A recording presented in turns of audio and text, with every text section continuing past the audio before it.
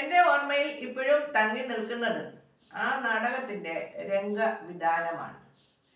ഈ നാടകത്തിൽ ഒരു കിളിക്കൂട് ആണ് രംഗത്തിൽ കാണിക്കുന്നത്. വലിയൊരു മരത്തിൻ്റെ മുകളിൽ ഒരു കിളിക്കൂടുണ്ട്.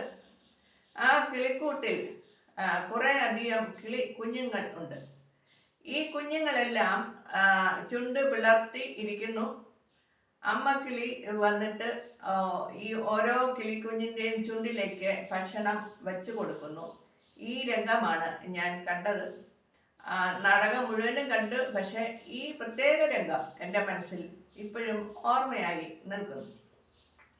അത് കുട്ടികൾ തന്നെയാണ് കിളിയായും നിൽക്കുന്നത്. കിളിയുടെ വേഷം ധരിച്ച കുട്ടികൾ കിളിച്ചുണ്ട് പോലെ ചുണ്ടൊക്കെ നീട്ടി വെച്ചിട്ടുണ്ട്. അത് കിളിക്കൂടിനകത്ത് 4-5 കുട്ടികൾ ഉണ്ട്. അവരുടെ തലയും ചുണ്ടും മാത്രമാണ് മുകളിലേക്ക് നീണ്ടു നിൽക്കുക. എല്ലാവരും ചുണ്ട് പിളർത്തിയാണ് നിൽക്കുന്നത്. അമ്മ കിളി വന്നിട്ട് ഈ ഓരോ ചുണ്ടുകളിലേക്കും ഭക്ഷണം വെച്ചു കൊടുക്കുന്ന രംഗമാണ് കണ്ടത്. ഈ രംഗം ഇന്നും എൻ്റെ മനസ്സിൽ നിൽക്കുന്നു. എന്ത് ഭംഗിയായിട്ടാണ് ഇതിലെ രംഗവിധാനങ്ങൾ ചെയ്യുക.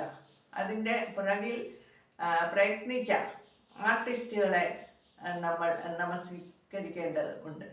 ധാരാളമായി കാശും ചിലവുള്ള സംഗതികളാണ് ഇതുപോലെയുള്ള ഗ്രൂപ്പ് ഇനങ്ങളായ നാടകവും ഗ്രൂപ്പ് ഡാൻസും മറ്റ് ഇനങ്ങളും.